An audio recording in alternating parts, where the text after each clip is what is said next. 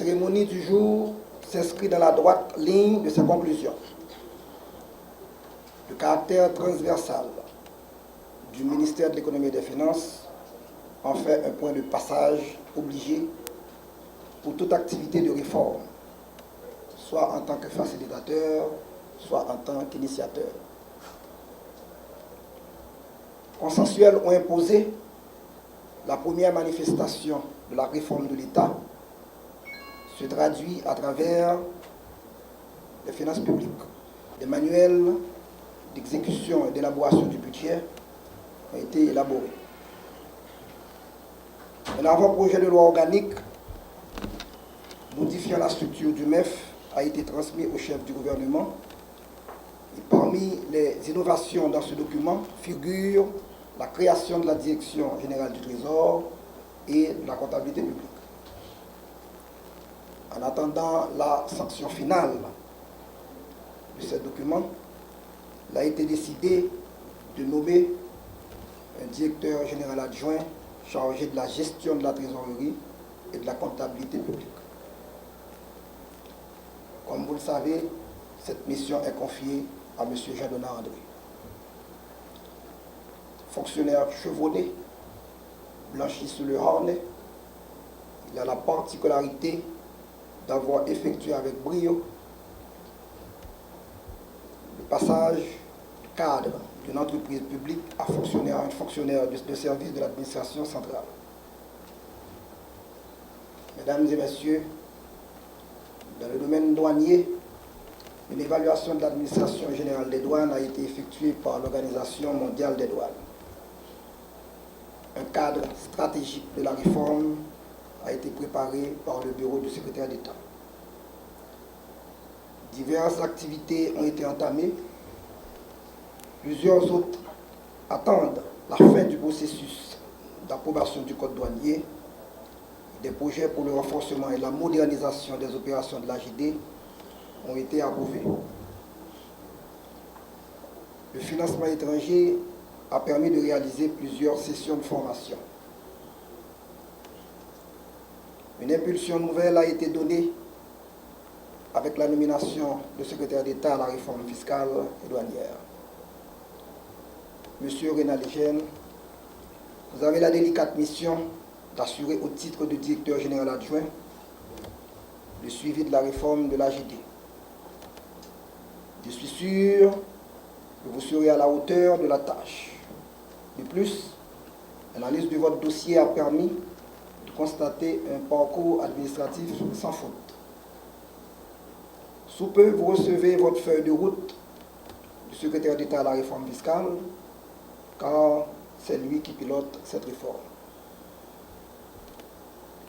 Directeur général, Monsieur le directeur général Hérol Etienne, Monsieur le directeur général Christian Jean-Baptiste, vous disposez maintenant de 2 nouveaux adjoints sur qui vous pouvez compter pour vous aider à accomplir votre lourde tâche. En effet, ils disposent des capacités administratives adéquates pour ce faire. Mesdames et messieurs les fonctionnaires du MEF, je voudrais profiter de cette opportunité pour vous rappeler une réforme de la fiscalité, une réforme des finances publiques de l'État n'est pas faite uniquement dans l'intérêt de l'administration. À tort, la fiscalité parle le plus souvent des devoirs de citoyens, mais n'oublions pas, nous ne devons pas l'oublier, que ce citoyen auquel il est fait référence a aussi des droits et que l'administration doit s'organiser pour lui permettre de jouir de ses droits. Ainsi, la réforme doit être initiée dans le sens d'offrir un meilleur service à la communauté et de prouver l'intérêt que l'on a pour le respect des droits du citoyen. Je voudrais vous rappeler que la réforme n'est pas seulement une question de changement d'homme, elle est et demeure avant tout une question de mise en place de structures afin de moderniser les différentes entités chargées de la mettre en œuvre. J'espère que vous vous souviendrez toujours de ces principes dont dans toutes vos prises de décision. Mesdames, Messieurs les nouveaux directeurs généraux adjoints, je vous souhaite bon travail. Appelé en octobre 2010 à la tête de la direction du Trésor, je n'ai cessé depuis lors de m'atteler à la tâche pour continuer les réformes engagées par mes prédécesseurs, en particulier mon ami et frère Pierre-Hérold Etienne. Réforme qui consiste à renforcer le système de la comptabilité publique et à améliorer la gestion de la trésorerie de l'État. Dès ma prise de fonction, j'ai mesuré l'importance de la mission et des lourdes responsabilités qu'elle implique. J'ai vite compris que je dois non seulement maintenir la trajectoire des réformes engagées, mais également porter cette direction à sa plus haute performance pour une nouvelle vision de bonne gouvernance. En effet, ils sont nombreux les défis pour assainir les finances publiques et rendre plus transparente la trésorerie.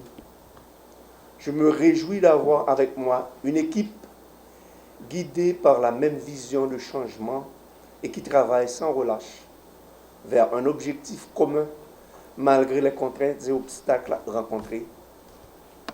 Aujourd'hui, la direction du Trésor aborde un tournant important dans son histoire, un point de non-retour. Le bateau navigue dans les eaux profondes et houleuses que constituent l'implémentation des 10 grands chantiers du compte unique du Trésor, la création et la structuration des 5 catégories de postes comptables.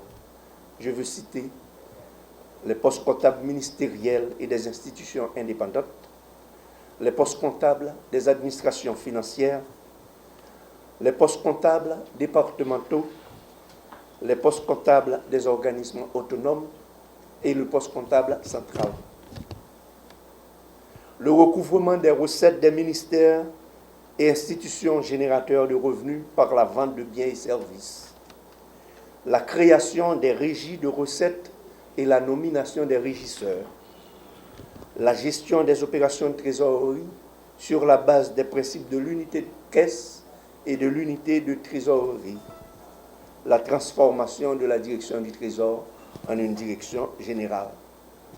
Tels sont les grands défis à relever qui nécessitent du temps, beaucoup d'engagement, de dévouement, de savoir-faire, d'information et de formation. Je m'engage à mettre en œuvre toutes mes potentialités pour être à la hauteur de cette grande mission. Une fois de plus, je réaffirme ma conviction dans le travail collectif et participatif. Et avec l'aide de Dieu, je reste déterminé à poursuivre les réformes dans l'intérêt du gouvernement et du pays tout entier. Le gouvernement veut une autre douane, une douane moderne, une douane dynamique, capable de s'adapter aux changements et à l'évolution du monde commercial international. Une douane performante qui s'assure de contrôle efficace des flux commerciaux pour générer des recettes importantes en vue d'alimenter le budget national.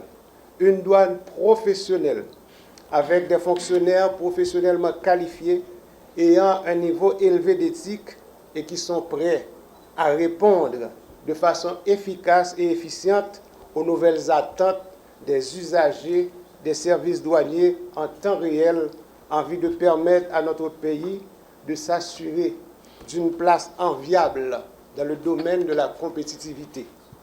La naissance de cette nouvelle douane, dont je viens de citer quelques-unes de ses caractéristiques, doit nécessairement passer par des changements en profondeur d'ordre structurel, opérationnel, légal, réglementaire, environnemental au regard de la situation actuelle. Premièrement, une nouvelle structure organisationnelle devra être envisagée avec la création de nouvelles unités rattachées à la direction générale, ainsi que des structures régionales ou zonales pour une meilleure coordination des actions de la GD sur le terrain, sans oublier le point focal qui est la séparation des fonctions stratégiques avec des activités opérationnelles. Deuxièmement, la mise en œuvre de nouveaux codes douaniers, assortis des arrêtés d'application ayant des provisions appropriées pour permettre à l'administration générale des douanes d'entrer effectivement dans l'ère de l'administration moderne sur une base légale et réglementaire en vue d'atteindre l'objectif qu'elle s'est fixé pour 2014, à savoir la dématérialisation des procédures de dédouanement dans le cadre d'une douane totalement intégrée et efficace qui deviendra à terme un instrument rentable de politique fiscale et commerciale. À côté du code douanier, l'administration devra aussi se doter d'une loi organique qui réglemente son fonctionnement et son organisation. L'adoption de certaines conventions clés pour le fonctionnement de la douane, comme la Convention de Kyoto révisée, doit être considérée pour compléter l'arsenal juridique de la douane haïtienne.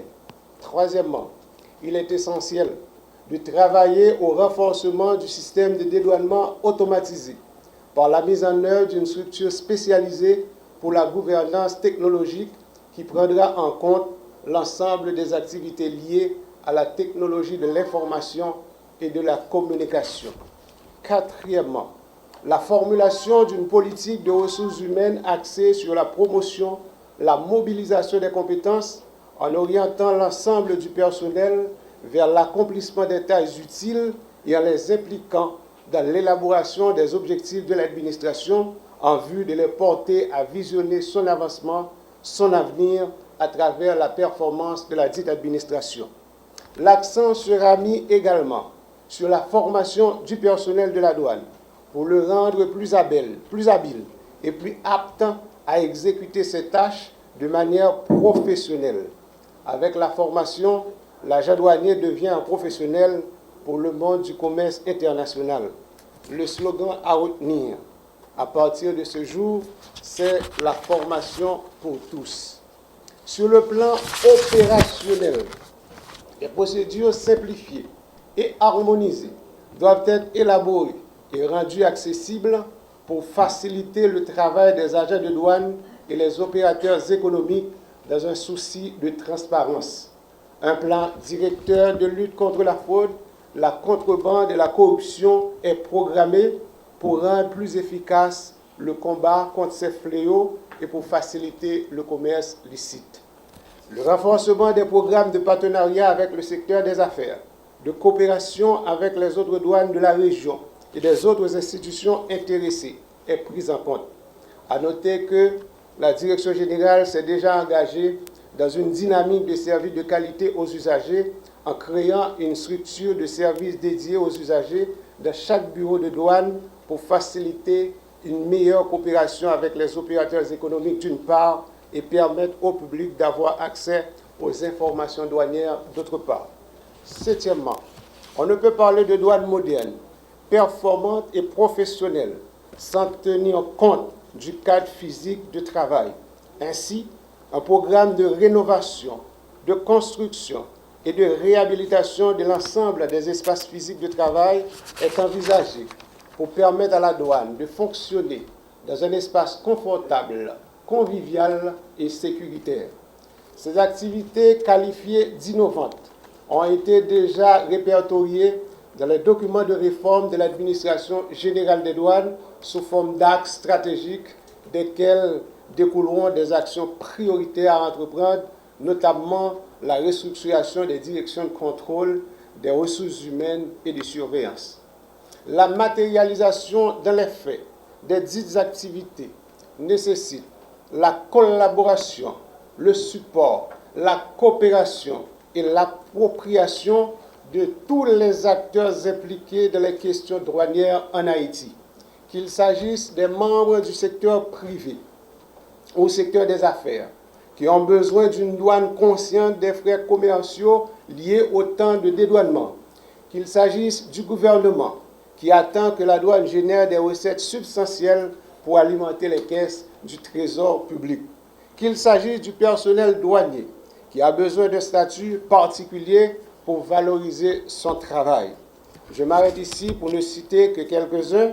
À la lumière de ces faits, il y a lieu de constater combien les attentes sont grandes, combien la tâche est immense, mais noble, car il s'agit d'une affaire nationale.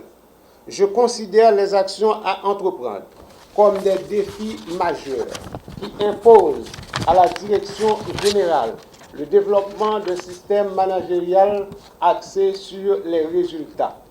Je demeure convaincu que ces défis sont à la portée des autorités douanières aujourd'hui.